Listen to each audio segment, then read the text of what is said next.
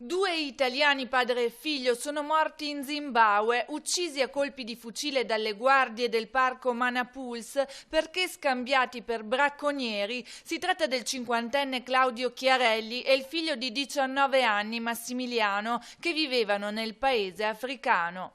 Claudio Chiarelli, cacciatore professionista e impegnato da tempo nel programma di volontariato in aiuto del National Park locale, era nato in Libia e si era trasferito nello Zimbabwe agli inizi degli anni '80, dopo un periodo trascorso in Toscana assieme alla moglie padovana. Aveva deciso di radicarsi in quelle terre con la moglie e i due figli, Virginia e Massimiliano, nati proprio in Africa. La figlia vive già da qualche anno in Inghilterra con il marito, mentre Massimiliano, rientrato a Padova per un periodo per motivi di studio, aveva deciso di tornare dalla famiglia ad Harare, la capitale dello Zimbabwe.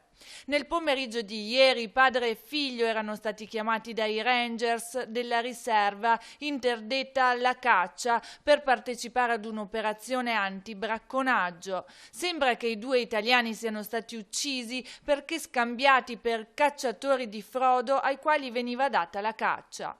Le indagini su quello che al momento appare come un tragico incidente sono comunque in corso da parte delle autorità di polizia del paese africano.